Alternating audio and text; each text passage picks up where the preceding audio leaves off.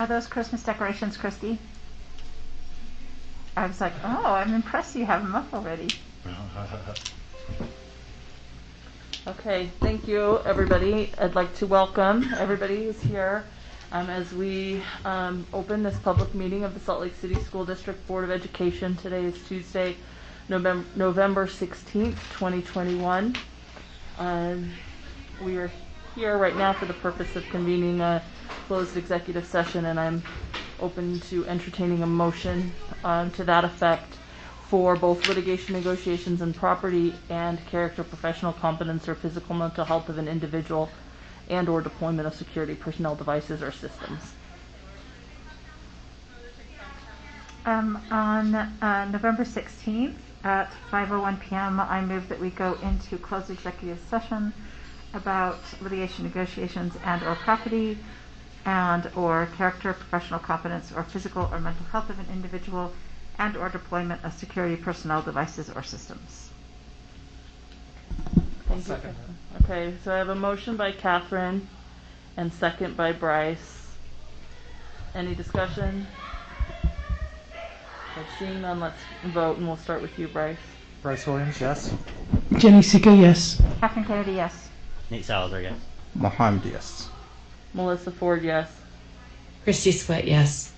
All right. Thank you. That motion carries. We'll go ahead and close the meeting.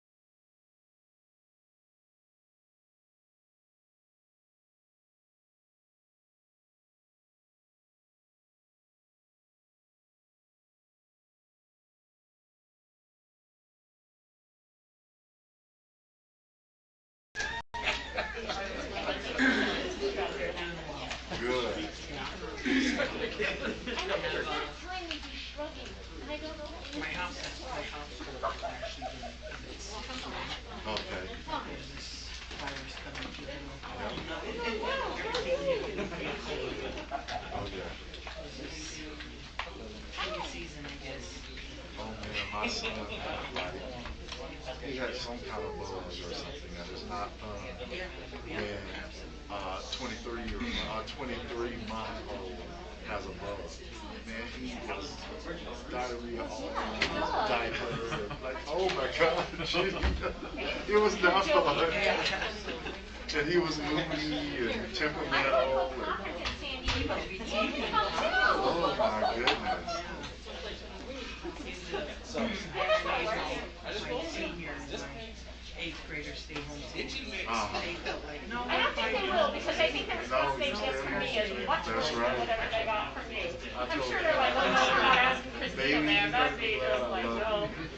I said, because I don't clean anybody off.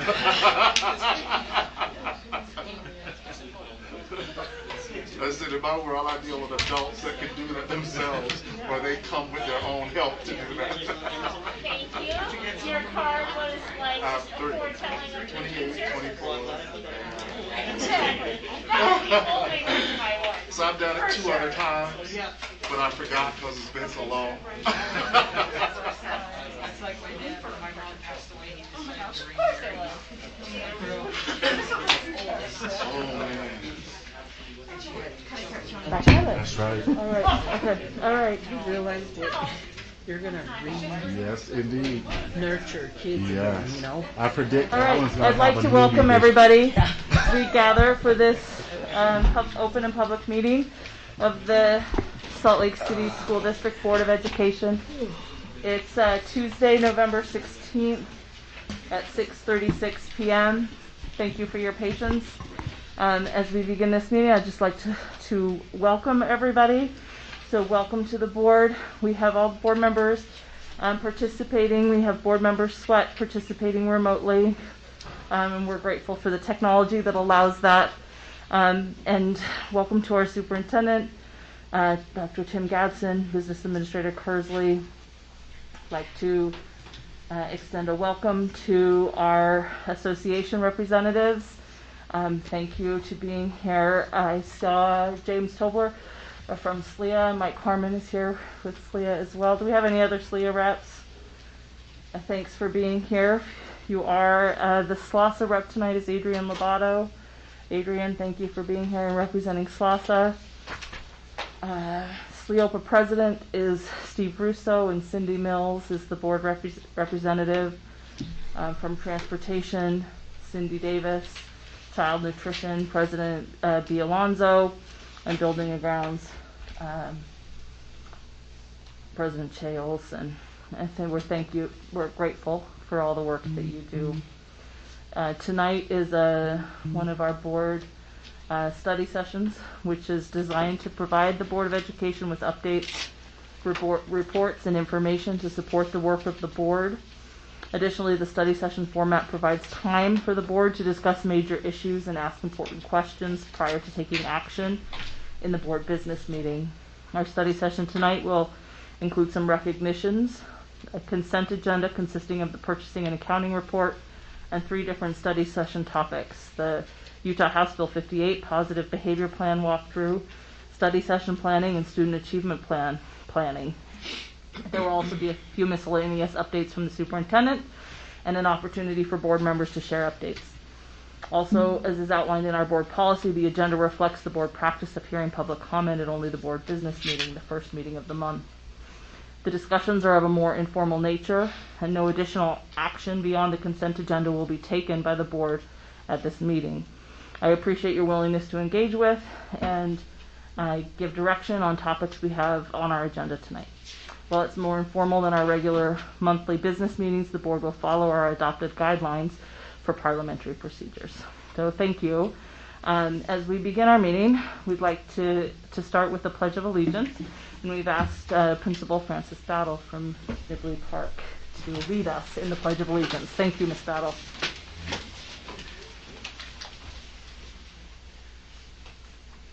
Pledge allegiance to the flag of the United States of America and to the republic for which it stands, one nation, under God, indivisible, with liberty and justice for all.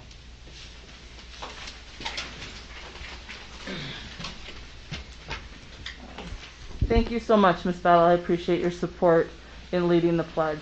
We have 3 recognitions tonight, and I've asked board members to present those recognitions.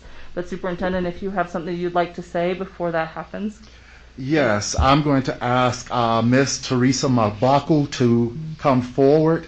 She is going to do our recognitions for the East High School DECA students, as well as our nomination for Presidential Scholar. Miss Mabaku.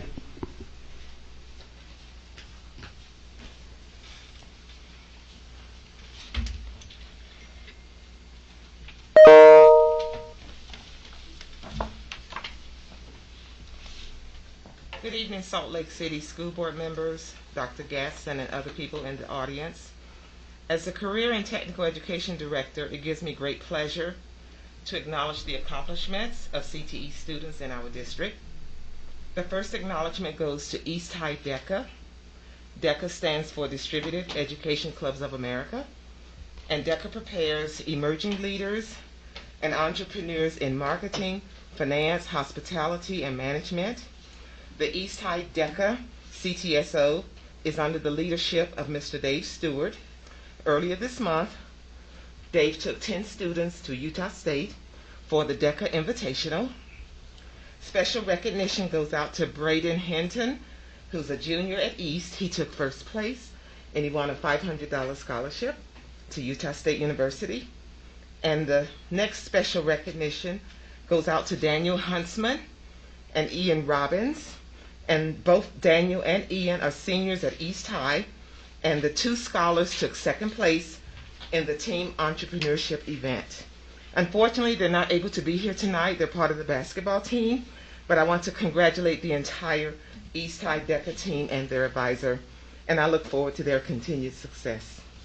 And we'll provide their awards to Ms. Mubaku, who will make sure the students receive those awards. Thank you.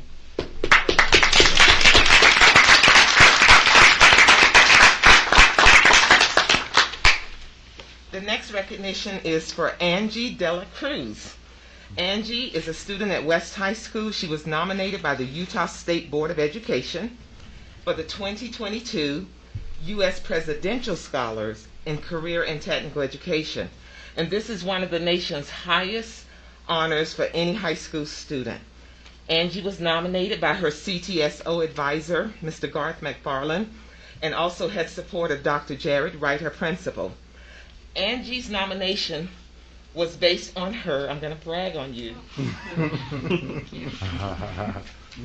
4 things. Academic rigor was a category, technical competence, employability skills, and ingenuity and creativity. So Angie has higher than a 3.8 GPA. She has an exceptional ACT score. She ranks 11 out of 603, and she never made less than an A in all of her health science classes in the health science pathway. Technical competence, she has done volunteer work with the Immigrant Rights Organization, and also she volunteered at the Malahi Free Health Clinic. She's demonstrated excellent leadership skills. She's been an officer in HOSA, also an officer with the National Honor Society, and she's been a candy striper at the University of Utah. Angie dominated, and this is words from her CTSO advisor.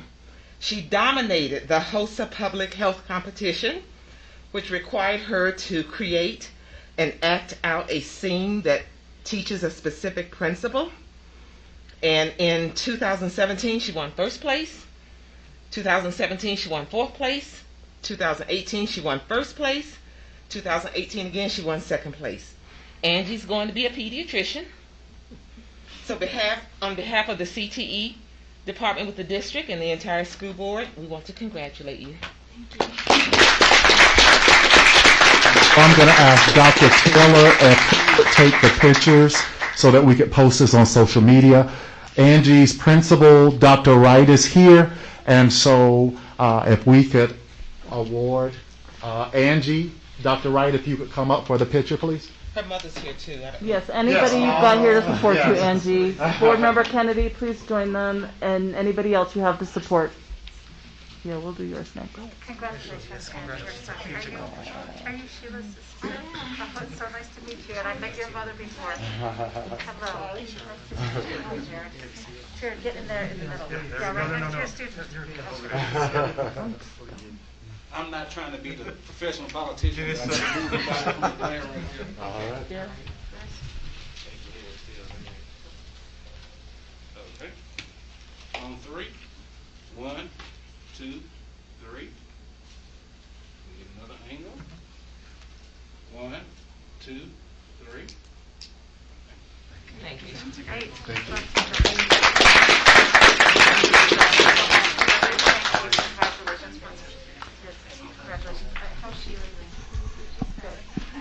Congratulations, Angie. We're so proud of you. Thank you, Ms. Mbaku, for that presentation, and thank you to board members Kennedy and Williams, who represent West High so well. Thank you to those who were here to support Angie. Thank you, Dr. Wright. Appreciate you being here. We have one final recognition for 2 students and a teacher. Yes, big idea category for Salt Lake County Coalition Water Science and Engineering Competition. We have Principal Fran Battle here, and our teacher, Miss Kimberly Dean, who will come up to recognize the students.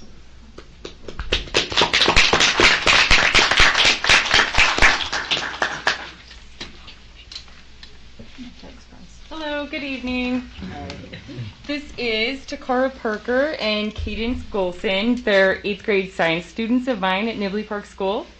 They explored water-related issues facing Salt Lake County and then designed solutions to those issues and created a public service announcement film that they then submitted to the Salt Lake County Stormwater Coalition Water Science and Engineering competition. And they won first place in their category of the big idea, and they each received a $100 Amazon gift card for their entry. So Thank you so much. We'll ask Principal Battle and anyone here who is with our students to come up to receive their award and take a picture. Dr. Taylor, if you could come up again. Board Member Sika has certificates for you, and she will give them to you. Congratulations, and I hope you noticed, those who are watching, that there's a link to their public service announcement on our agenda, so you can watch that and see what great work our students are up to. Can we post that on our district website as well? Yeah, I think that's a great idea. Let's have that. Let's do that. Maybe you can make it. Would you mind making note of that, Ellen, since the superintendent is busy? That'd be terrific. On three. 1, 2, 3. You're good. All right. Thank you.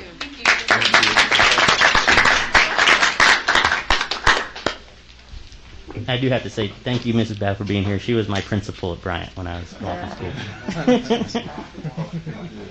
Thank you, Miss Battle. Ms. We Battle was appreciate a you. legend at Bryant Yes. for a long time. And thank you, students, for being here, for your good work. You're the reason that we sit at this table to do what we do, is to support you. So thank you. It's always fun to have recognitions of our students and the good things that they're doing. All right. Thank you. Thank you, board members, for your participation in that. The next item on our agenda is our consent agenda, which consists of the purchasing and accounting report. And I would like to take a motion on the consent agenda. President Ford, on November 16th, 2021, I move that we accept the consent agenda consisting of the purchasing and accounting reports, the purchasing report. Do I have a second to that motion? I second. Okay, so Catherine motions and Mohammed seconds the consent agenda. Do I have any discussion to the consent agenda? Seeing none, we'll vote, starting with precinct 1. Bryce Williams, yes. Jenny Sika, yes. Catherine Kennedy, yes. Nate Salazar, yes. Mohammed, yes. Melissa Ford, yes. Christy Sweat, yes. Okay, the consent agenda passes. Thank you for that. We'll move forward to our study topic, study agenda, and the first item up for study, as requested by the board, is the Utah House Bill 58 Positive Behavior Plan walkthrough. And for that, I think we'll invite Dr. Buendia and Emily Sutherland to the table and thank them for coming back and to do this with us. Hi. Hello. Hi. Good evening. Thank you for being here. Of course. I might have to stand because I'm a standing presenter. I struggle with the sit down. And I do have a little presentation. And you all should have copies of there's 2 sample plans. One's from Highland and one's from Dilworth. So I'll kind of, as you requested, I'll kind of walk you through some highlights of the plans that you'll see. Is there like a clicker? Yes. Okay. Perfect. Thank you. Okay, so I hope this will be helpful, and I did also go through every plan and made sure that all the minutes and agendas were submitted to show the intent to get stakeholder input.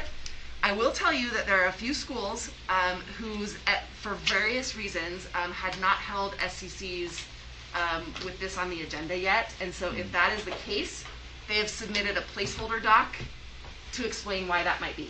So you'll see something that says like there was a late hire and so that person didn't get it on the agenda right away or whatever, right? There were a couple of extenuating circumstances. But other than that, the files should all be complete. So, I don't know if any of you are Schitt's Creeks fans, but there's this one scene where Alexis goes through and highlights every single part of her textbook, and it cracks me up. And so I was worried when I was highlighting these plans that you all might think that I highlighted too much and I didn't really understand what highlighting text means. And I want you to know I do. But that I just thought that was a funny connection that occurred to me. Well, I don't know what that says about me, but that's exactly what I did in college okay, too. So you understood Thank you. the connection. Good. I'm not sure if that makes me feel good or bad, but either way, okay, so we're acknowledging that. I've always seen you as Alexa. It's very true. You're not the first person to say that. Yeah. Anyway, so the sample plans that I've handed to you are from Dilworth and Highland. And you'll notice that the format's really similar, and as I mentioned before, that's because I created a template. So all of the plans are going to look a little bit like this. And you'll see that the first, there's kind of two major parts of these plans. There's this, and this is per the House bill. So I created the template directly from the House bill, partly as a way to kind of tease it apart myself. But there's a section on peer pressure, mental health, and creating positive relationships. So like, what are the programs and things in place around that? And the House bill asks schools to identify things that are already in place and things that they're building or adding. So you'll see, like on the Dilworth plan, for example, it has that exact language, right? Programs we already have in place that focus on peer pressure, mental health, and creating positive relationships. And then the next section is, what are they building around that? And what I tried to do in each of these is highlight things that relate directly to peer pressure, mental health, or creating positive relationships. You'll see if you read the explanations, it also will talk about how that is supposed to connect to substance abuse. So that's also in those boxes. But in order to avoid the Schitt's Creek example, I did not highlight all of it. So, again, there's that section, and you'll see what's in place and what they're building. And then there's a section on programs, clubs, service opportunities, and pro-social activities. What do they already have in place, and what are they building? So that is sort of how the template is designed. And well, I'll point out a couple of other things as we go through it. So another question you all had is like, well, what do I look for in these plans? So I have three different look fors. The first thing is, are there gaps in the plan, something the school should be covering regarding substance abuse that you feel they're missing? Some major gap that they're not covering. That would be something to maybe look for, because these are plans that these are going to be plans that they report on in the spring, and then they're going to build another plan the next fall. So if there's something they're missing and you as a school board feel this could be covered better, then that's great feedback for that school. Second, do you understand the connection between the stated program and the prevention of substance abuse? Specifically, the House bill is specifically about e-cigarettes and vaping, but it really uses the language of substance abuse. So is there something that they list that you're like, I get that program, but I'm not seeing how it connects? Do they need to articulate that better? Because all of these programs they put in their mind, there's a correlation, but if you're not seeing that and we need to explain that better, then that'd be other good feedback. And then part 3, you'll notice, this is more of a noticing thing, but you'll notice that the plans reflect the age of the students. So Highland's plan, for example, is way more explicit on substance abuse than Dilworth's. And you'll notice that is true of all the secondary plans versus the elementary plans. The elementary plans have a little bit more focus on like pro-social behaviors and what can we do to engage the kids, and let's do Girls on the Run and keep them, positively connected to school. The high school plans have some of that, but they also have things that are a lot more like, we're going to talk about social media hazards full on. So you'll notice that just developmentally that makes sense when you think about the kids and the parents and the issues that those families are dealing with. So I have a few questions for you all as we go through this, and as maybe you don't have answers right now, but maybe for you to think about for the development of this process. The first one is, do you want consistent references to research, including a reference page? It's not required by the House bill. I kind of put it in the template. Some people really went with that and some people didn't. So in order to be consistent in the future, if you don't care that much about that, then we can remove that part. If you do, then we'll make sure to put it in. Because there is research about like how certain programs prevent substance abuse. So that connection had to be researched a bit. So I'm just not sure how much, like I said, it's not in the House bill, how important that is to you all. That's something to think about. Does the template work for you? You know, as you're going through it, obviously some of it is, there's some good text in some of this, right? So like, is this working for you? Do you have a preference for us to maybe change some of the structural pieces of it? Are you okay with the submission process? The links in OneDrive, for example. I've done direct links to the plans for each in the memo. But if you'd prefer some other way of submission, then let me know. Again, this is the second year we've done this, so it's possible we could alter some things for you to make it easier. And then last, just any other feedback I can use to make the process better in the spring and fall. So the spring will be a similar process, except it'll be a report. So like, how did they do on these programs?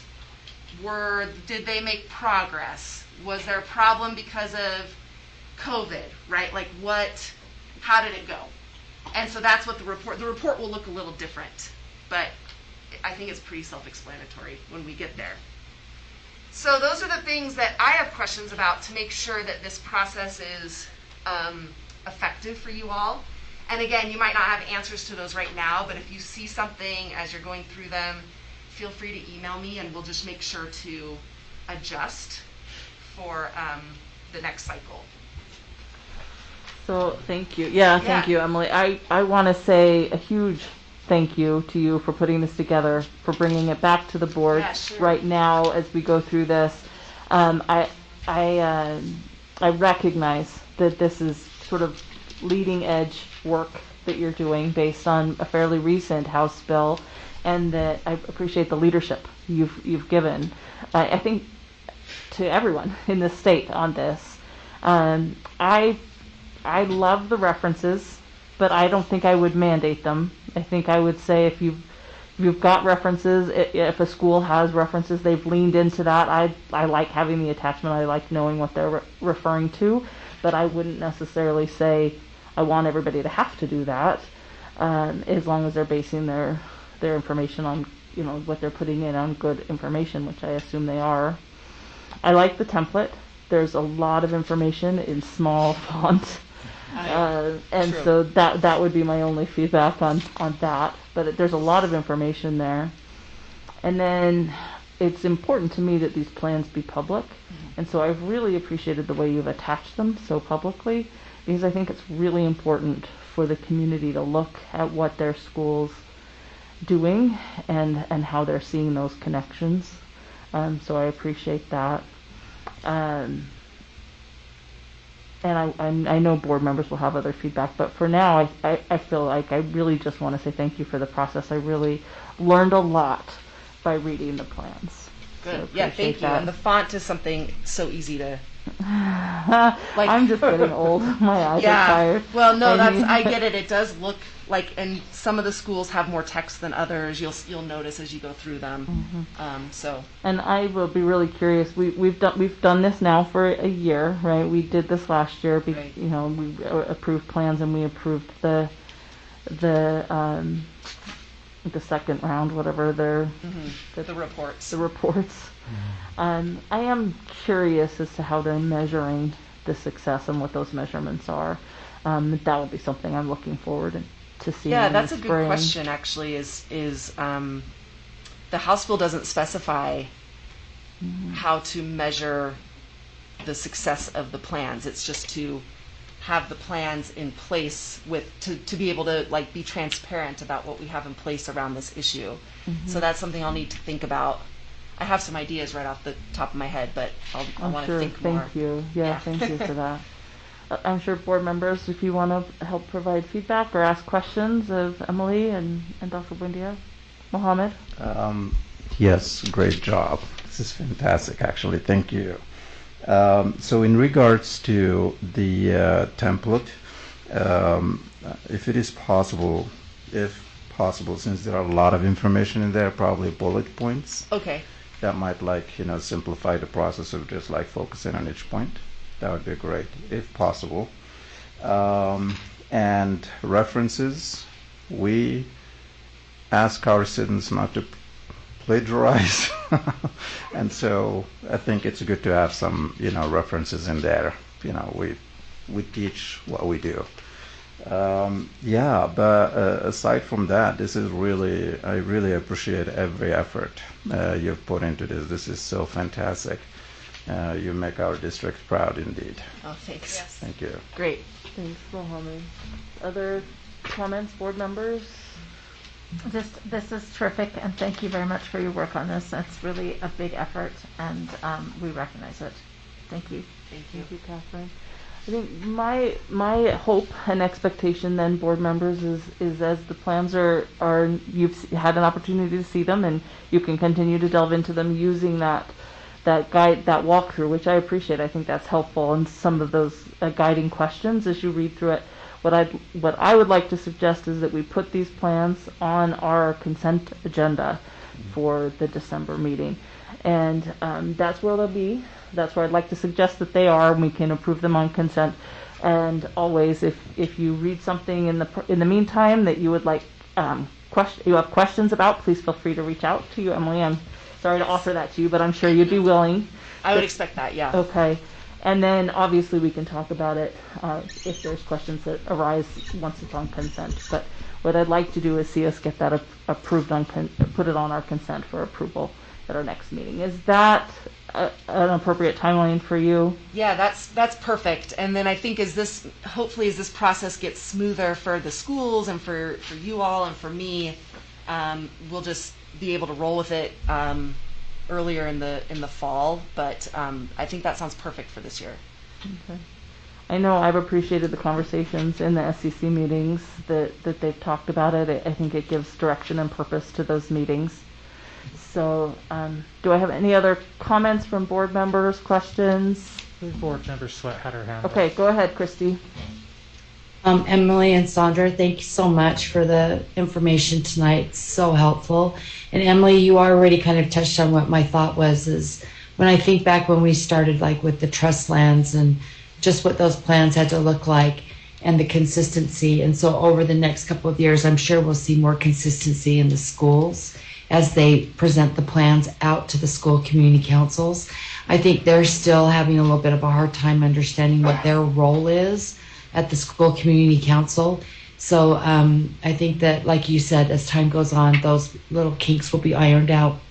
So thank you so much. I appreciate the both of you. Sure, thanks. Thank you so much. Thank you. Appreciate you. You're awesome. I was waiting for the video. Did you want to see it? It's how I feel you're all feeling inside right now. So you guys, it's 30 seconds. I want to see it. Let's see it. Or do you want to see her? Yeah, I want to see the video. Okay. I put it in there because I'm a Kristen Wiig fan, so Oh. It's pretty funny. Yeah. Hopefully it plays. Sometimes it takes I even checked it before I sent it to you and it was fine, so. There you go. So again, how your inner self.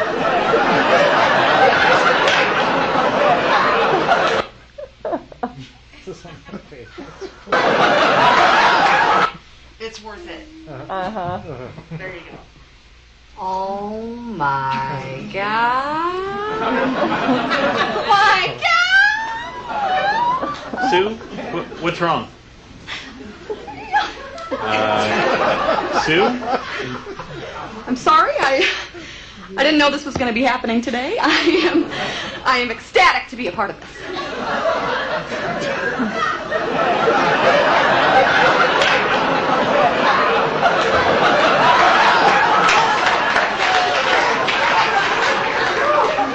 What is wrong wrong with you? That's how you all feel about HA58 plans. So I'll leave you with that. Thank you, Emily. It's an important thing you're doing, and thanks for also making it so fun. That's awesome. All right. The next item that we have to study is our study session planning, and so I want to start us off by just a quick discussion about the process we've been using, where we have the second meeting of the month. We typically have the 2 meetings a month. One's a business meeting, one's a study session meeting. And what I'd like to do is with our study tonight, look at the upcoming study sessions for the rest of this school year and prioritize the things that we would like to focus on as a board in those meetings. And this conversation goes hand in hand with the student achievement planning discussion that we'll be having also tonight. So these topics will sort of blend because we need to use our remaining time this year and in an ongoing way, obviously, to focus on the things of importance as we set goals, look at student outcomes in the things that we're working on collectively as a board to support our students. So with that in mind, we really only have 5 study sessions left this school year. And the dates of those are January 18th, February 15th, March 15th, May 17th, and June 21st. And we have used in the past the June study meeting as a planning session for the upcoming school year board meetings. So if we choose to do that, then we have 4 study sessions to look at. We have, in business meetings, we have, I think, 8. The first, December 7th is their next meeting. January 4th, February 1st, March 1st. Then we have April 19th. And as you recall, that's the only meeting in April, because the 1st of April we will be attending the National School Board Association annual conference. So the question then that I have for the board is that do we want to plan that April 19th meeting as a study meeting, knowing that it will have probably some extra business on it because it's the only meeting in April. Then May 3rd, and I must have this, I think it's May 17th. Yes. That are our business meetings. And so what I'd really like is to open this for board discussion and conversation about the study topics you would like to see on that second meeting of the month. So that as a leadership team, we are putting on those study sessions the topics that the board prioritizes for study, and also looking for feedback about kind of the amount of study time we want to spend on things and the number of topics. And I've heard feedback from the board that you're interested in 2 to 3 topics, so a meeting. So my recommendation is that in this meeting we set a topic for each of those study sessions and then allow for some space as things progress, as we're planning with our student achievement plan for things to be added down the road. So I hope I haven't covered too much ground, but what I'm really looking for is board conversation about topics for the study session meetings in this section of our study. Thoughts?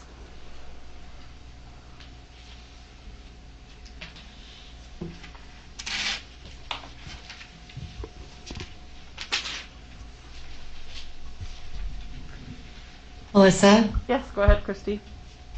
So I just want to make sure I'm hearing you right. So in April, June, the June meeting, June 21st would be a work meeting. That's a suggestion, but it's up to the board, and I'm making that suggestion based on past practice.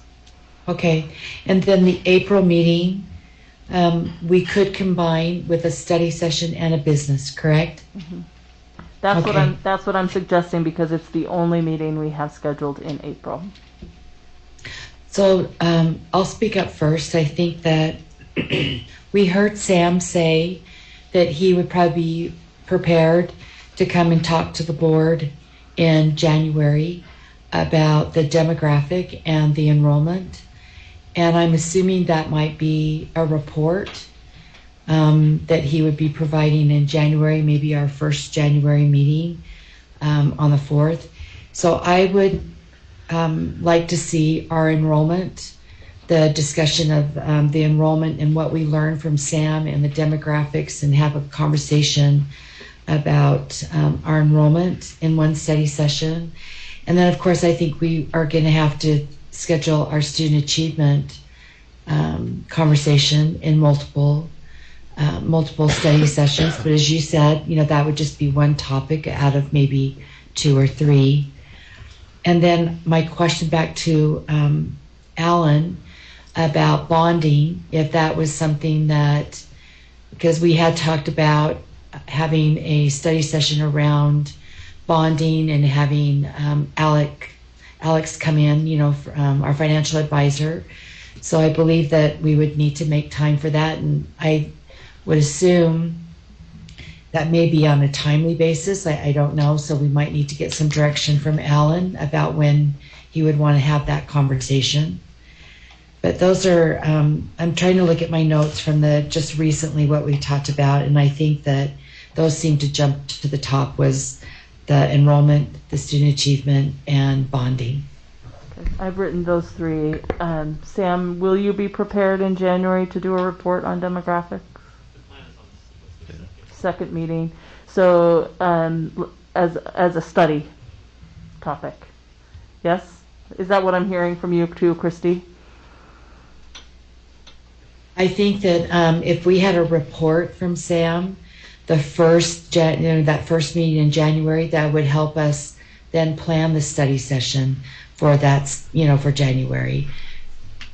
I think we'd need to hear from him, maybe as a report and then as a study session, depending on what the information he's going to bring to us. All right, Alan has something. So on the timing of that, he will not have the projections ready by the first board meeting in January. So if we want it as a report, then that would end up, if we don't do reports on study sessions, then that would be the business meeting in the first one in February. Well, I think we can do a report in the study meeting. I mean, that's explicit in the description of the meeting. It's a little less formal. It's information for the board in order to make upcoming decisions. So let's tentatively kind of lean toward that second meeting in January for that enrollment demographic study report from Sam. Then I'm also hearing from Christy a bonding conversation and the student achievement plan. Thank you, Christy. Other thoughts from board members? Topics you'd like to study?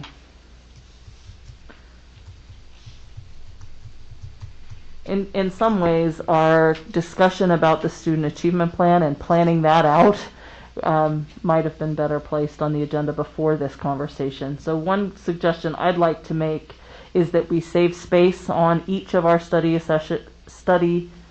meetings for the student achievement plan, so that even through the May meeting, I'd like to have the student achievement plan ready to vote on and adopt, probably before May 17th, but I think we can put it on.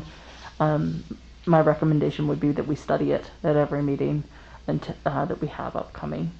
Any thoughts on that? Maybe another suggestion with the student achievement piece, and maybe this could just go hand in hand with what you're saying, is we haven't had Michelle come for a while and really do a deep dive with our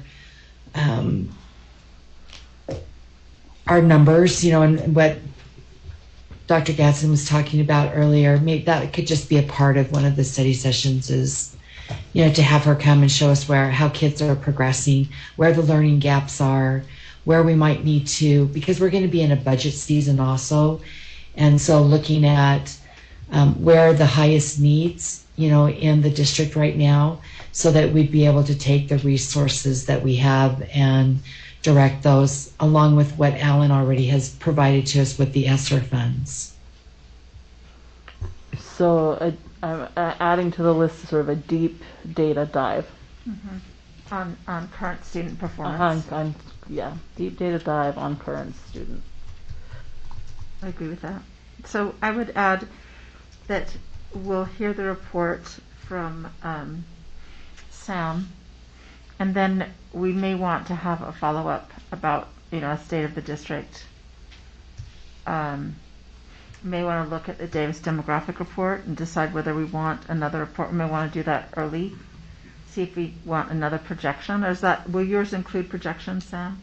Okay, will. Then we'll be able to do that. But then I think we need to do a follow-up study session on maybe with Alan talking about finances over the next several years.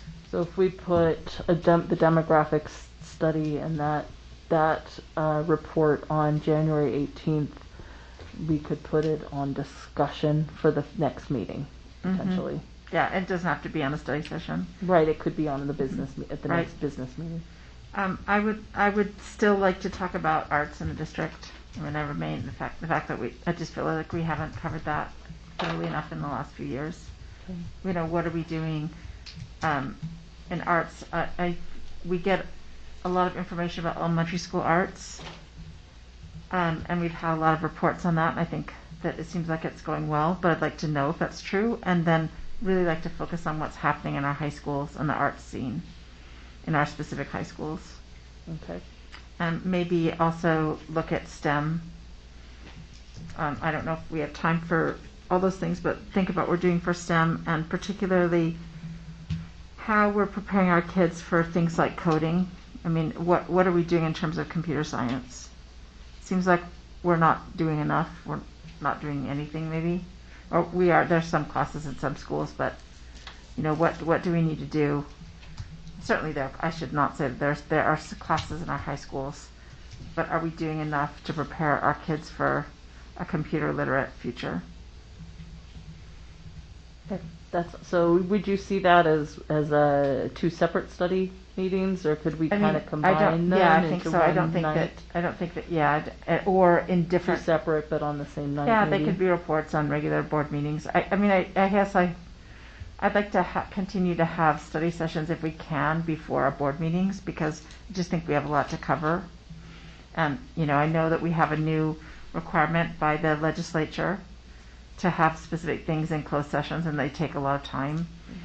And so, to review student behavioral decisions, we have a new requirement by the legislature, so we're having more closed sessions because we are reviewing those kinds of topics, and I think we should be transparent about the fact that that's why we're having a lot more closed sessions than we usually have. But I would love to see us having more study sessions before our regular meetings, because I just think there's a lot to cover with that. I think another study session would be in conjunction with bonding, the state of certain schools, and that might require some field trips for the board. And I'd like to see us review our policies on talk to our policies on field trip transportation, if we're talking about field trips, but that can be in a regular meeting. We talked about that in policy committee today. Will you restate that? So, they're separate topics, but the board should think about the state of our school buildings. Yeah, I got that. So it's the next one. And then, and that might require us visiting some of them, because it was very helpful when we visited Meadowlark and Edison a couple years ago. It was very useful. And then I think we should visit some schools as we're thinking about them. And then I think that we should also revisit briefly our policies about driving for field trips. I talked to you about that, and we talked about that in policy committee. There may be some other things that I just would like to toss in as other board members, but I completely agree with the things that Board Member Sweat said, and we'll be interested to hear from other board members. Thanks, Catherine. Other priorities for study topics from board members? I'd like to say one about SROs, safety / SROs. Just discuss that and see, learn more about it. And also,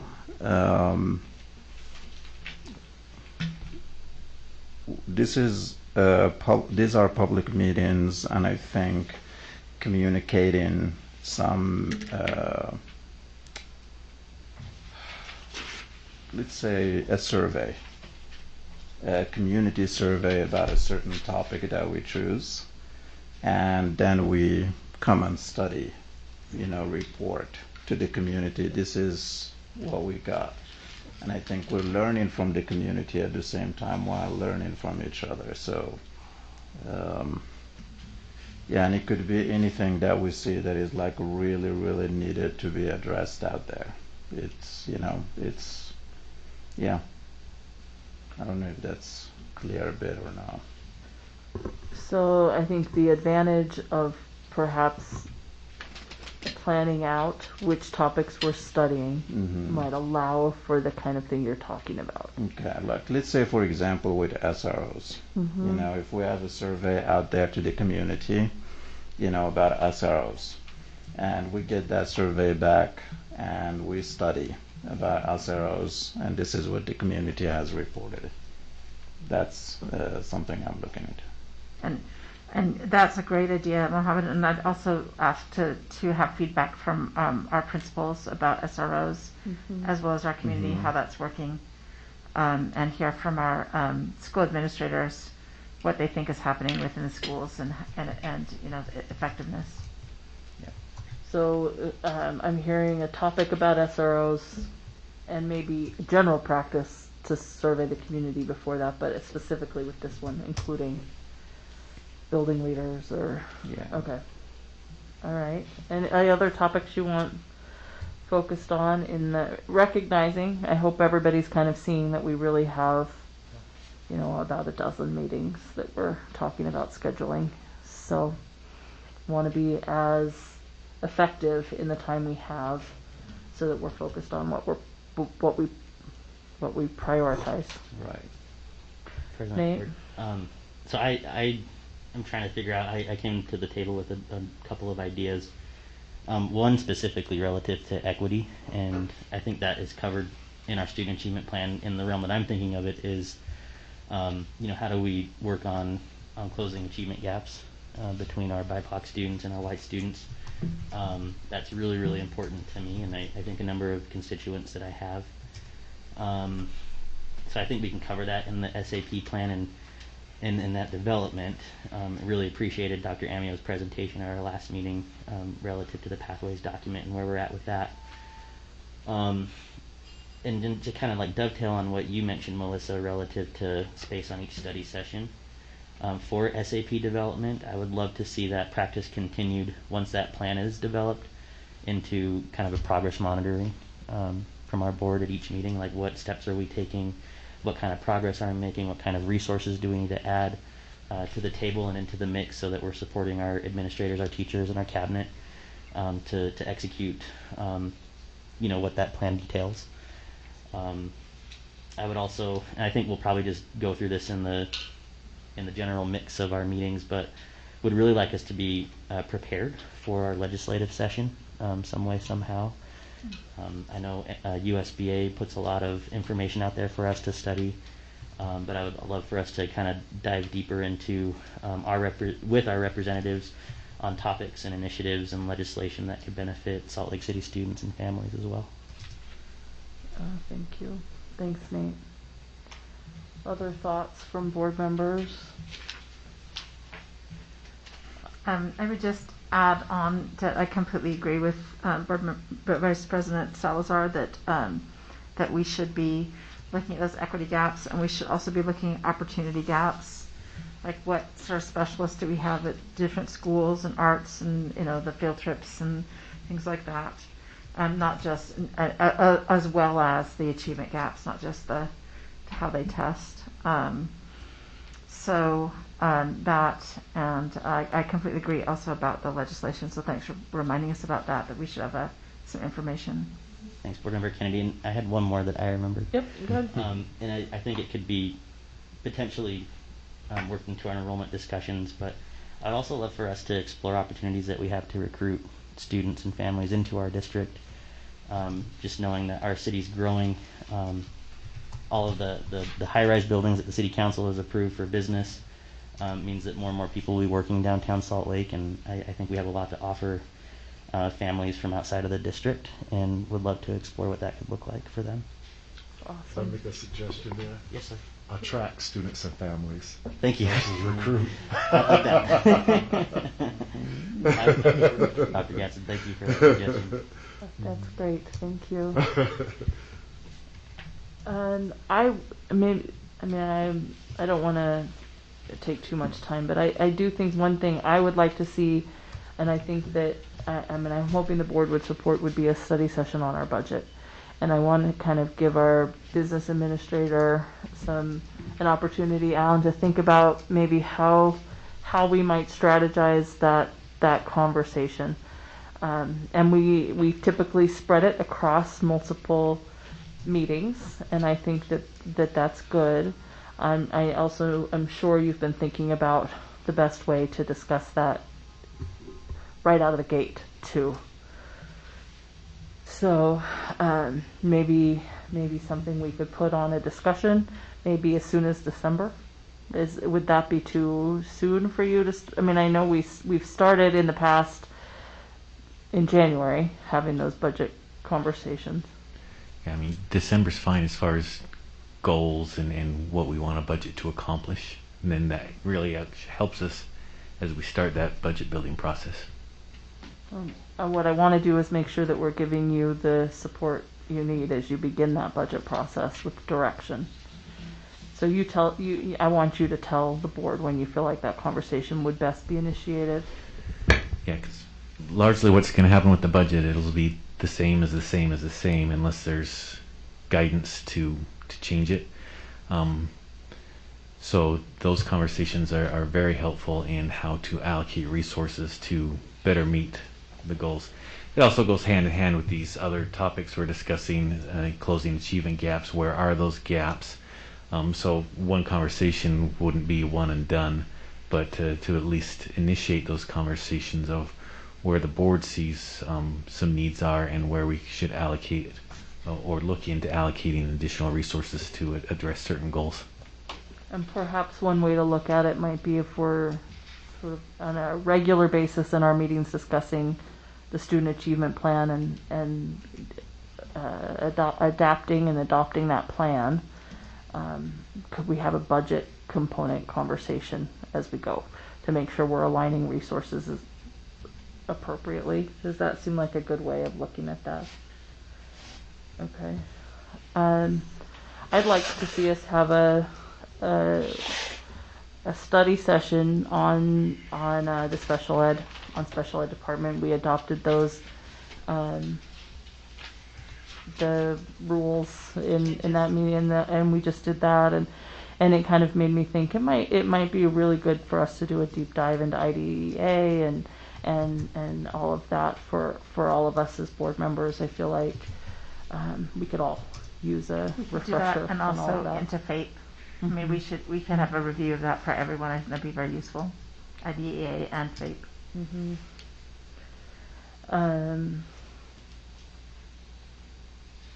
Okay, those are that's kind of what I have in mind, is the demographic study, the bonding, and obviously the student achievement plan, and then the budget and special ed. Other thoughts from board members? Just as response to Alan, I do like the way that we did it in the past, where we had a section of the budget every session. I mean, and that was when we were having business sessions. So every 2 weeks we'd have a section of the budget. I think it was a good way for us to be able to really think about it in depth. I do think there's some of those that we can consolidate, because as I look back, there's multiple discussions of capital. Mhm. Those can probably be consolidated into maybe one discussion of capital. Sure, that's fine. So I think what I would suggest, and maybe I'm hearing support for, is that you break that down into the pieces and we schedule them for the meetings that you feel like you need in order to give us have the right conversations about, so we can give guidance on that. Bryce, did you have something you wanted to focus on? And I don't know if this is already fits in or not, but around equity, I'm wondering if we may want to revisit the conversation we had around ELP. I know we had put a pause on it, but I think that's something that I'm hearing a lot from constituents, that they want us to have a further conversation around that. So I think that's one thing I'd explore. Yeah, thank you, Bryce, for bringing that up. Yeah, so I'm going to send an email to Melissa, so we can put that in the next board agenda or so. If you just follow the Yes. policy. Thank Okay. you. Yeah, Fantastic. that's great. Yeah, we talked about that. Thank you. If there's something you'd like, any board member, it's our policy. I need an email with a second. Great. Jenny, do you have topics you want to study? Get more information I have suggestions. about? Okay. Yeah, I'm with you on. Well, just in addition, I'm looking at you guys are talking a lot about student achievement planning and basing it around there, and in that student achievement, the attracting of more students to the district, right? I feel like we should also implement or add to that is our teachers. What can we do for our teachers in our in that study session? Because we did have a meeting with SLEA, and they had voiced some valid concerns that I feel that because there is a declining enrollment, what can we add them to that part of the equation so we could figure out, because for the students to achieve, be successful, it's based around these teachers. So I'd like to just add them to that study session. Okay. And that includes, I don't know if we're even allowed. I don't know how the procedure goes, if like pay. I don't know how that looks, but I'd like to add them to that study session. I think that's perfectly appropriate. So looking at salaries of teachers, looking at ways that we support teachers. Benefits and all that, yeah. Benefits. Could we maybe potentially add substitute teachers to that conversation and paraprofessionals? Okay. Yeah. I think that's a good topic. Okay. Thanks, Jenny. Melissa, could I also echo something of what Jenny's saying? I think it goes back to, as we're talking with Sam about enrollment and the demographic, and really forming good shared governance committee, when we have these conversations at our study session. So as Jenny just said, how do we involve them? And it's to bring them to the table with us, to really, because it shouldn't be a superintendent problem or a board problem. It needs to be something that we all work together collectively. And so that's why we have that shared governance philosophy. So I thank you, Jenny, for bringing that up. And I think it would be a great opportunity, Melissa, for us to find a way to have that discussion with our stakeholders at one of our study sessions. I like that. Does the board support that? I think that's a great idea. Thanks, Christy. So invite those stakeholders to the study session. And I think that maybe can be a process we do for the study sessions, is look at inviting people to the table to help us learn. Okay. Jenny, did you have anything else that was your focus and priority? No. Okay. Thank you. Thanks, Jenny. Nate? Yeah, President Board. I'd also would, if Board Member Williams and Bate are okay with this or approve or what have you, would love to explore more the cluster grouping model that was presented. when we had that ELP discussion as well. I felt like I walked away from that conversation wanting to know more. I feel like if implemented right, which I trust that we could, if that's the direction we go with the appropriate resources, that it could really benefit us in the very kind of equity and achievement gap, opportunity gaps discussions and topics we're talking about right now. But I would love to see that grouping and cluster model brought back to us with more time to study it. Okay. Well, I want to thank board members for engaging. I've got notes. I know the superintendent has been taking notes, and we can certainly listen to this conversation, but I think we've got some really good solid topics for us to study in our upcoming meetings, and that will give us some good guidance as we plan those meetings. Is there anything else the board wants to, superintendent, that you want to add to this? No, I think this is a pretty extensive list. Thank you, board members. I really, really appreciate hearing your priorities as we're planning. I think it's good to hear what you're thinking about, and I know I can tell you're thinking about good things. Also, on this for this study tonight, I have the student achievement plan and planning. We had this student achievement plan on an agenda a couple of meetings ago. As you know, the current plan just goes through this year, and so we have some work to do as we are building on that student achievement plan, redoing it. And so I just want to take a minute to start this conversation and talk about the vision statement that we have as a district that the board's adopted, and the mission statement, and see where everybody's feeling about their commitment to this vision and mission. The vision statement is excellence and equity, every student, every classroom, every day. And that's the current vision for the district. And then the mission statement is the Salt Lake City School District cultivates a love of learning in a diverse and inclusive school community, committed to educational excellence and integrity. In collaboration with families and community, we hold high expectations for all students, respond effectively to individual needs, and provide a safe, healthy environment in which every student can learn the academic, problem-solving, and social skills required for success in college, career, and life. And I know that this is a vision statement and a mission statement that this board takes very seriously, and we think about a lot in terms of what we want for the students in Salt Lake.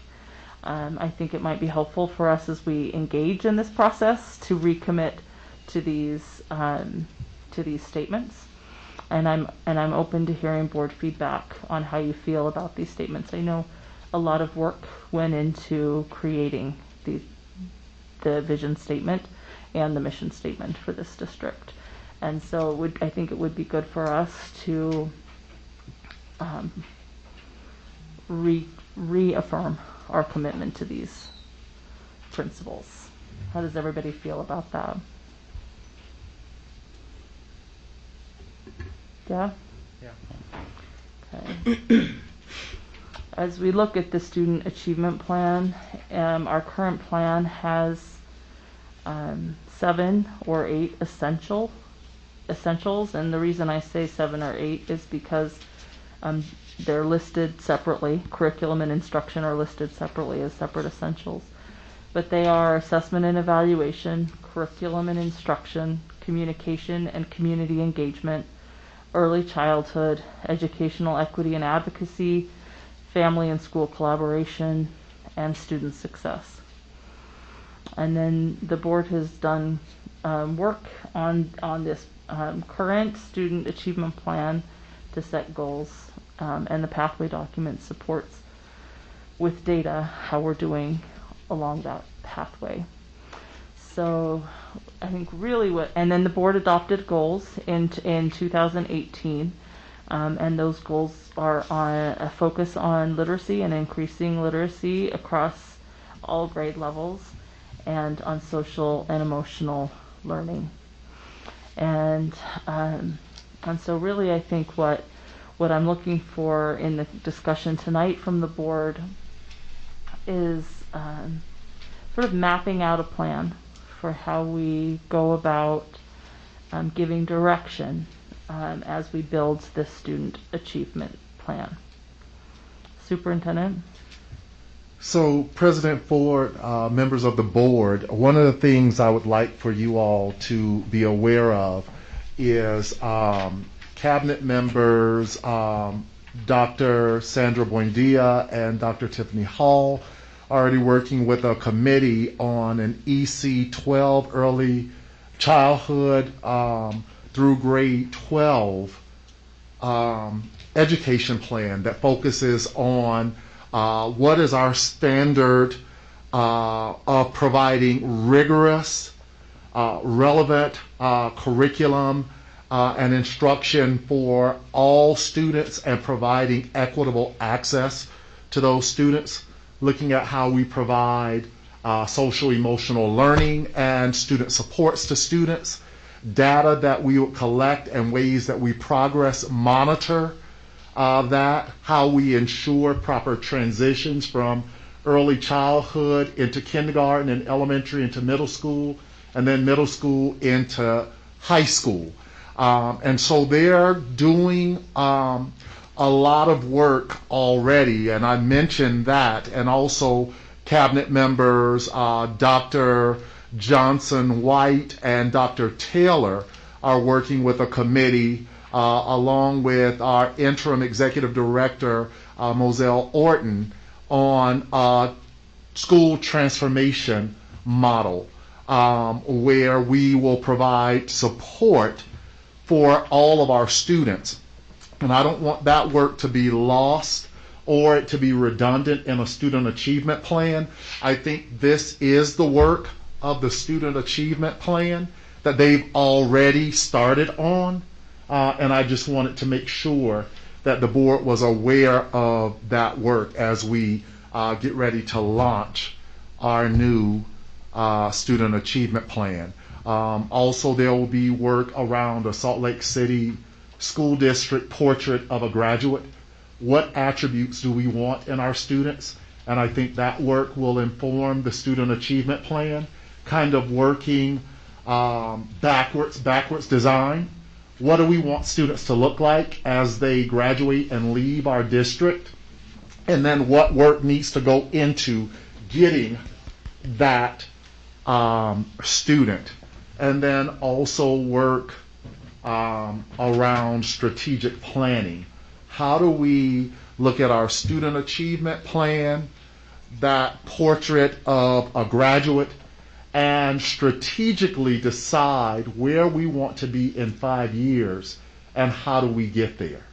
And so I just wanted to make sure that you were aware of those efforts and that work because it's all aligned to the student achievement plan.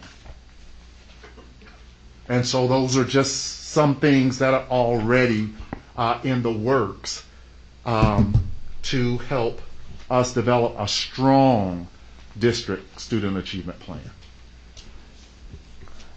Jenny? I just want to, so you've put those plans in place. Are we allowed to see, the plans, see how it, so we could be educated on your guys' process? Mm-hmm. Okay. I think we need to. Yes. I think in order for us to do our student achievement plan, we need to know yes, ma'am. what this is that you're working on. So maybe that's that's one place to start. Nate? Okay. Yeah, and thank you, Dr. Gatson, for that description. I think that gets us to where we should be. I would certainly like to highlight, something that I think we've talked about as a board before, but making sure that that each of those initiatives, the portrait, and how do we get to where we're going, how do we develop that student, are tied to SMART and measurable goals. Yes, sir. and I really feel like that is something that, one, helps us do the progress monitoring at the board level, and as that moves its way down into our site level at each school, I think that's just really, really important for us to have, that type of practice moving forward. Not to say that we didn't completely, but I think we could expand and evolve from where we're at now in a really positive way, and celebrate the work that's been done and celebrate the work that we're going to do. I just would love to see that each goal have that measurable component to it, because otherwise I think we could be not utilizing resources efficiently or effectively for our students and for our teachers and administrators and all their support staff that they have in substitutes and paras. So would love to make sure that is our practice moving forward. And I just thank you and my colleagues for the opportunity to say that tonight. Christy? Thank you so much. So I guess, Melissa, I sort of want to take a couple of steps back and, talk about the process, of the student achievement plan. And so I hear what Dr. Gadsden is saying, which again, the early childhood piece, and what was the other piece, Dr. Gadsden? The transformation model that they the early graduate, yes, ma'am. Portrait of a graduate. Portrait right? of a graduate, and developing a strategic plan. So to me, I think that we're all saying the same thing, but to me, I feel like we don't really have, a good solid plan around those things. I think that the measurable and the accountability piece has to be there. There's no doubt about that. I guess that the step back is to understand how our shared governance philosophy comes into all of this. That's a part of creating our student achievement plan, is to have all those components like Nate was talking about earlier, the BIPOC students, that has to be interlaced to everything. And so as we talk about that as a board and those 7 different essentials and how that all works together, I don't see that those pieces that you've already started on, early childhood and portrait of a graduate, could not be interlaced into those essentials that are already in place. Right. I think that it goes with the reading goals, the SEL goals, whether we add math, science, whatever we want to do. But I think the piece that I want to see us move towards is to be able to say, how are we involving our community? How are we involving our staff? How are we involving our teachers? How are we involving all of our stakeholders in this conversation? Even though the work has started, I agree with Jenny. Let's see what you've got. What are those accountable measures? And then as we move forward, I see this going, gliding forward, not for us to put any roadblocks up, but to definitely be working collaboratively. But so that's my step back, Melissa and Nate, is just to be able to say, where do we start with our shared governance piece, and how do we interlace what is there? How do we take our data that we've got? What are the accountability measures and the pieces that Dr. Gadsden's been talking about? How to pull that all together, because it isn't the board's responsibility to write the plan by itself. It should be definitely a shared governance process that we do it in that spirit. Yeah, thanks, Christy.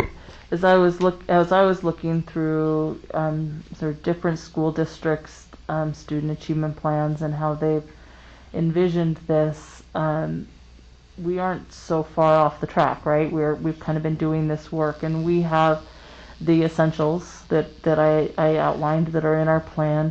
Assessment and evaluation, curriculum and instruction, community engagement, early childhood, educational equity and advocacy, family and school collaboration, and student success.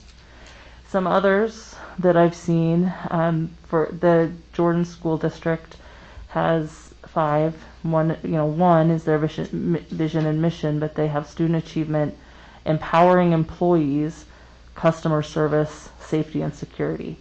And then they have goals set under each of those categories. For Canyons, it's very similar.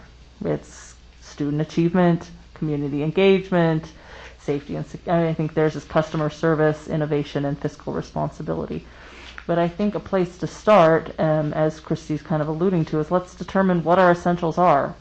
And let's go through an engagement process so that we can make sure that we're focused on the things that this board wants to value. And then we set some student outcome goals based on those essentials. Then the work that Superintendent Gadsden's already undertaking, it sounds like what you're doing aligns with those things pretty well. And that strategic planning that you're talking about is the way to implement the priorities that the board has set through those essentials. And I think, as I read what our essentials are, I think we've captured what our board priorities typically are, right? I think that we could look at making student success that includes social and emotional learning, includes safety. I think that maybe a place to start is to have a conversation about each one of these essentials, and then go through an engagement process.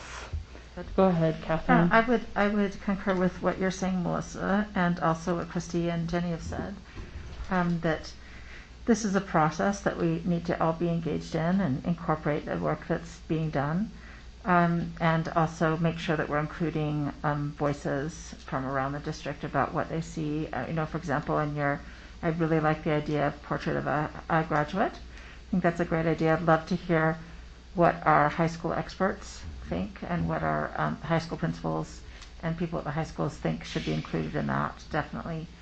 And have that really grounded in the people that are doing the work at the time in the district. And I'd like to also really focus on those essentials, as you're saying. And I remember when we did it last time, they were called pillars. Mm-hmm. And we had a set of pillars, and we did change them. They were altered a few months into our process, and we changed how the pillars would work and how they were constructed, and made them into our essentials. So I think we could look back at those sets and the essentials that we have and think, do we want to reconfigure these? Do we want to look like other districts? Do we want to be more similar to other districts? We don't really have a customer service pillar. Mm-hmm. But do we want one? What about a collaborative shared governance kind of focus, along with that in terms of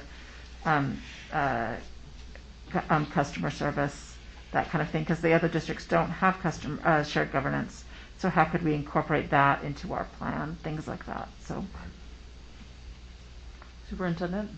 And so a philosophy that guides us is that graduation readiness starts in our early childhood education programs, and that students have to be promoted to the next grade on grade level.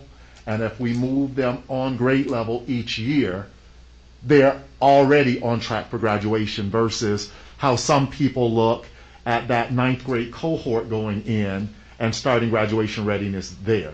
A lot of times that's already too late. And so our work definitely focuses on that, understanding that we also have to provide intervention for students who are already in the system, who are not on grade level, to move them toward being on grade level, and then providing those extensions and enrichment for our students who need more depth and more rigor, and making sure that we are personalizing the educational experience for all students, so that each student is able to achieve the individual success that that student and families want for them.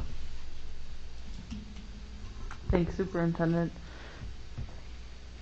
I think one of the beginning parts for me is just understanding if the essentials that we've outlined in the current plan are the things we still want to focus on. Mm-hmm. And we've done some work in surveying community. I think we could do some work just as individual board members, talking to people and thinking through this. Are these still the things that we prioritize? And are 7 of them, or potentially 8, if we separate curriculum and instruction, is that as many as we want? That seems like it's a pretty big number. It's a lot for us to focus on. And I mean, I appreciated from the different plans I read the fiscal responsibility, the customer service piece, as Catherine also mentioned, and then the empowering employees essential, so that there's that focus throughout the plan. I want to hear direction, maybe thoughts from the board and superintendent on guiding the next steps as we establish what we want the essentials to be, what we want our priorities to be, where our already board adopted goals of literacy and social and emotional learning fit into this space, and then what's the process for the engagement that we've all been talking about, so that this is a collaborative, a shared student achievement plan. Right. Nate? Yeah, and I think what I'm going to say, I think we've already accomplished some of this, but I would love to just take an assessment, where are we at with this particular plan. We talked a lot about the data that we have a meeting ago with Dr. Amio and the Pathways document. I think it'd be nice to set a baseline, kind of where we're at right now. Where did we achieve? What are our gaps? Where did we fall short? Maybe put some investigation into why we did that potentially, but I think we really need to start with that baseline and then make some have some really tough conversations and make some hard decisions about how we move forward. And I would love the process to be collaborative.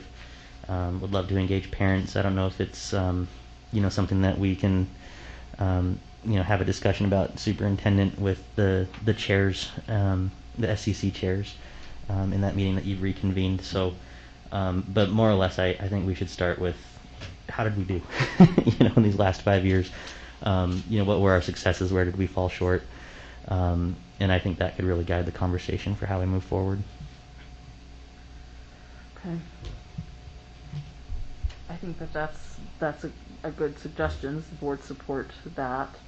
And how much time would it take to be prepared to do an assessment on the current plan on how we did? Mohammed, do you have something you want to add? I'll be thinking about that, superintendent, because I want to know. It's going to take a while. Yeah, for me now, just this is from 2016 to 2021, and we got 3 new board members here, this is foreign to me in terms of what's been done, what has not been done. And I think we're going to need to really sit down and restructure this. When I say reconstruct it, basically, so we can have, the experiences of the new members, because this is a living document and we have new challenges that we are faced with, just within a year and a half. And so that's my input on that. Yeah. I think you're just echoing what I'm saying, Mohammed, is that what we need to do is look and see, are these still the board priorities? These essentials and our goals of literacy and social and emotional learning.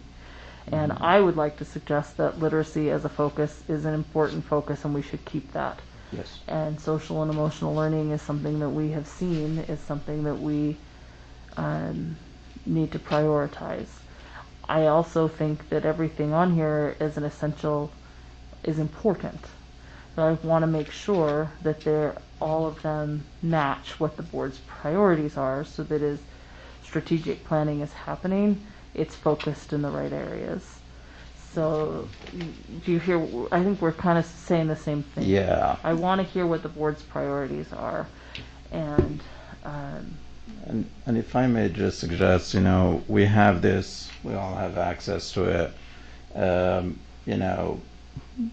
Take it, look at it when you fall in sleep, have some dreams, and hopefully some inspirations will come, really, and that way we can probably have some live spreadsheet document that we can go in there and just put in the things that we see fit to be, and we're going to see some overlap, and we can consolidate that into a shorter student achievement plan that is really achievable.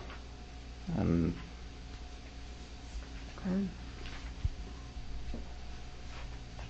Other thoughts? I know this can seem, it is overwhelming to me. One thing I have seen, and I'm just going to throw this out there, is boards look at bringing in a consultant to help them with a student achievement plan. So be thinking about that too. That we do what? Have a consultant help us guide us through this process. All right, Superintendent, do you have a thought on when we could potentially look at an assessment of where we're at on how we did on the current 5-year plan? Well, it's going to take us a while. Assessments have changed. I'm looking at some of this work that should have been completed in 2015, 2017, 2016. How far back do we want to go and look? Because is our focus on moving forward, or is our focus really on looking at a document and grabbing data that's really autopsy data? Because we can report on it, but are we going to be able to do anything about it now if this plan wasn't successful or we didn't get there? So I would first say, what is the purpose of doing an evaluation of this plan that's been extended a year? Do we spend time there, or do we focus on moving forward? I also think it's important, as far as us looking at the 7 essentials and really determining if those are still aligned to board priorities.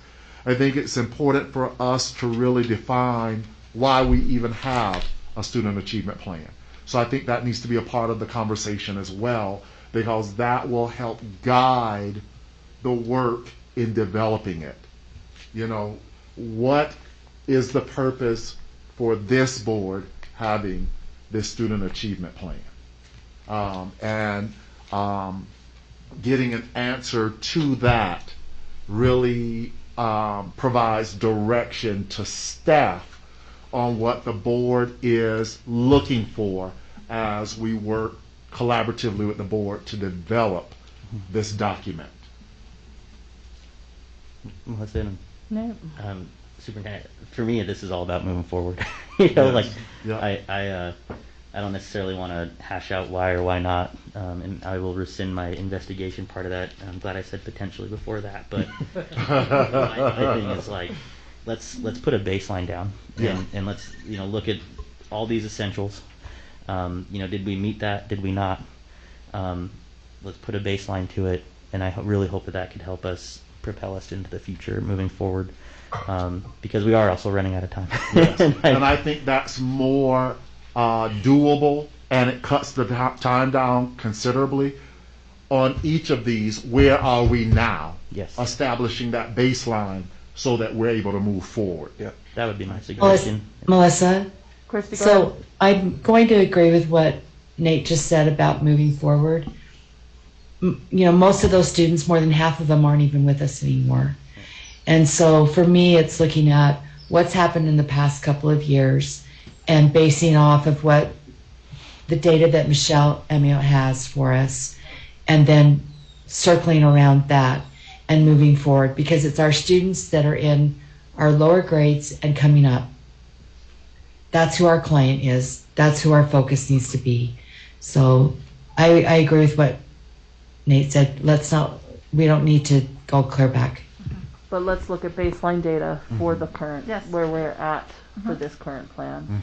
And I would add that many things in that achievement plan were achieved really well by our by the employees in our district, and I would extend my thanks to them. I mean, I guess an autopsy is one way to present it, but I think that, I mean, autopsy is, yeah, I mean, I think that really what we're looking at is sometimes acclamation and congratulations for the work that was done, hard work that was done by our district, and also maybe recognizing the achievement that happened in other areas. We have a very technologically savvy district with the ability to do a lot of online things.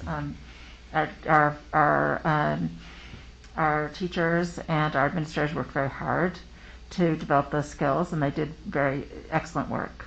So I think we should build on that. I would, as our discussion progressed, Melissa, I know you said that maybe we should have this discussion first. I think it was fine to have it second. But I think that we should also maybe think about a study session or part of a study session on our early childhood education. So it's something I've always been interested in and invested in, and I'd love to have that be one of our topics. What are we doing? You know, how many of our students are having preschool either in our district or, as we think, maybe privately? You know, what's the quality of that instruction? How many students at age 2 have preschool or any instruction? How many students at 3? How many students at 4? You know, what are we doing to support families? You know, even is there anything we can do to support families in our learning centers? That, for example, in prenatal care and things like that.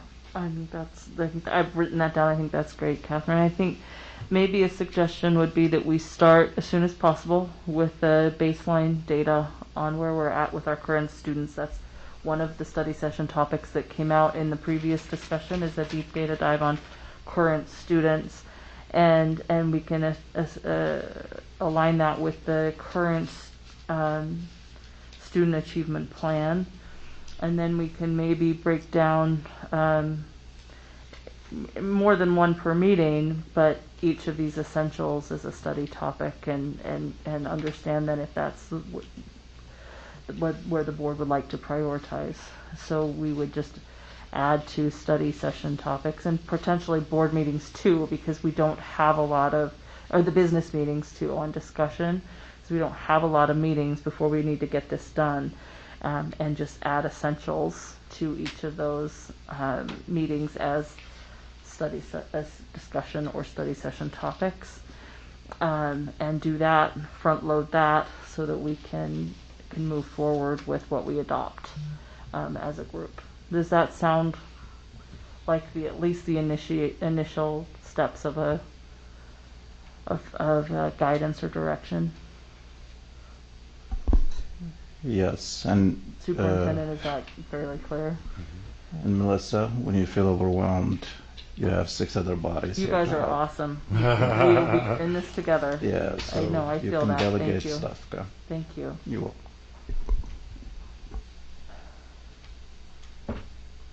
Do we feel like this conversation has concluded for now? And we have some direction. Thank you, board members. And let's go ahead and move to board member report. Does anybody have something they'd like to report? Bryce? Yeah, I'll be fairly quickly, and board member Sika kind of talked about this already. But board member Sika and I had an opportunity to attend the SLEA executive board meeting on November 3rd. Very appreciative to both James and Mike for that invitation.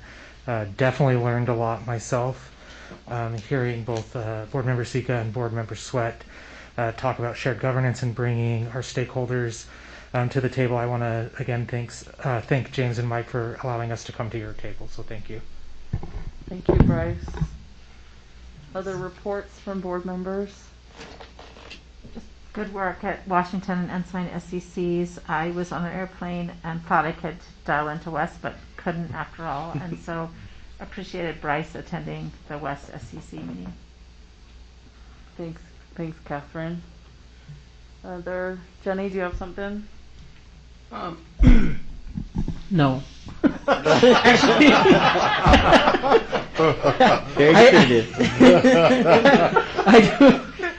I'm just kidding. I do want to share how proud I am of the recognitions that we showed tonight, or recognized tonight. That just, instills hope, in the future. And these kids are, I think of my kids a lot, and I give them such a hard time, but there's so much hope out there for our future, and it's such a beautiful thing to see. And I just wanted to, even though they're not here anymore, but congratulate them and continue on and doing the hard work, because I'm a very proud board member of these young future leaders. That's all. That's awesome, Diane. I know for a group of students who came on a field trip to the district office, you're famous. So they're proud they know you. Any other board reports? Yo, Mohammed. Go ahead. Go for it. Go ahead, Mohammed. Yes, seeing the students being recognized, it just really took me back to student achievement plan, and would love us to adopt something called teachers achievement plan, especially as we are refocusing our attention and making sure our teachers are always taken care of, because without them, schools would be vacant. There's just a reality. And also, we had a really successful turnout at a town hall. We had actually the highest. I don't know if anyone else beat that. Highest. We still have Thursday, Mohammed. I'm telling you, I am so proud of all the parents, teachers, and staff that were there. It was so fantastic, and it was really a nice moment just for families to connect with everyone. So very proud of you, my community. I'm very proud of Salt Lake City District. We're doing awesome. Thank you. Nate? Yeah, so I'm looking forward to my SECs this week. And, echo all the things about student achievement and all the students that we had with us tonight, and just kind of to what Board Member Kennedy mentioned about, how do we celebrate the work of teachers and administrators. I thought of Mrs. Battle, and I threw out there that she was my principal when I was in junior high at Bryant. And if there is a way that we can recognize, folks and administrators that are in our district and the impact they have on kids, that'd be awesome, because I know I wouldn't be where I am without the guidance and the stern guidance at times with Mrs. Battle in my development. So that means a lot to me. The last piece that I have is more of a selfish plug, but also a thanks and gratitude to folks in our district. Many of you know I am president of a charitable organization called the Frank Cordova Foundation, and last week we had our open house where we collect donations of turkeys and financial donations to bring holiday turkeys to students in our district and in Murray School District, Granite, and even up in Clearfield this year, which is a new thing for us. So we're definitely expanding, but the support that this district has given us has been incredible. I want to give a shout out to Paul and Kelly Orton for your support with the district office. We have 507 turkeys right now chilling in the freezer over there that we'll be distributing on Monday. Awesome. It's a big deal, but we'll be handing out over 1,000 turkeys on Monday at our schools here in the city. So if any board members want to come support, please let me know. If any district folks want to come support and hand out turkeys to schools, that is more than welcome. And want to thank all of the principals and school counselors at Edison, Escalante, Franklin, Benyon Elementary, Mary Jackson, Mountain View, North Star, Parkview, and even our virtual school will be receiving some turkeys as well. So just thank you for your coordination, Salt Lake City School District, in helping our community come together and support families during this holiday time. That's awesome, Nate. Thanks. Any other reports? Christy, do you have anything you want to add? Thank you. It's definitely a season of gratitude, and so I'll just echo the thanks I feel for everybody who's doing this work. It feels like everybody's been at it at full speed for a long time, and I just want you to know that we see you, we see the work you're doing, and we appreciate it so much. Our students are worth it. Thank you. Superintendent, do you have something you want to report? Yes. First, I'd like to thank the board members for your attendance and participation in the town hall meetings. 5 down, 2 to go. And I want to thank the parents, principals, and teachers that have come out and participated in those town hall meetings. And Mr. Tobler was at our most recent one, so thank you for being there as well. And so I want to, definitely thank the board for the support that you provide and the guidance and direction that is given. That is so important. I too want to echo my just my gratitude to the teachers, leaders, and district staff. These are not easy times, and what I say is we might complain, we might have concerns and issues, but when it all matters, we come together and we work together for the benefit of our students and our families. And the work that I see our teachers, leaders, and district staff doing every day lets me know that anything is possible when we work together. And so I want to thank them for that. And lastly, I just want to take an opportunity to reach out to our families and communities. Our Afghani refugees will be on the ground soon. There are many, many families that need to be placed. I am working with refugee services. We're looking for basements, apartments. We're looking for any housing that our community has available, because I would like to take in as many families and make them a part of the Salt Lake City School District family and village. And we can take as many as we can as families and community has space for them. And so I want to just make sure that everyone knows that the families are coming. They need housing, they need caring, and they need support as they get acclimated to a new country and a new way of living. And I'd like for Salt Lake City to welcome as many as we can in partnership with our community. Thank you. Me too. Thank you, Superintendent. All right. Thank you for that. Thank you, everybody, for engaging in the meeting tonight. Thank you for board members for your engagement. We've concluded the agenda for tonight, and so I'd like to adjourn the meeting. Thank you. Thank you. Yeah.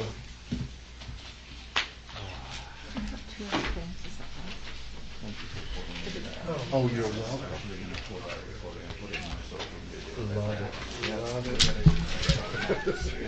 Yes. We got so many. I was told that there are going to be upwards of 1,200. And if Salt Lake City can accommodate all of them, we can take all of them. And I spoke with Mohammed. I said,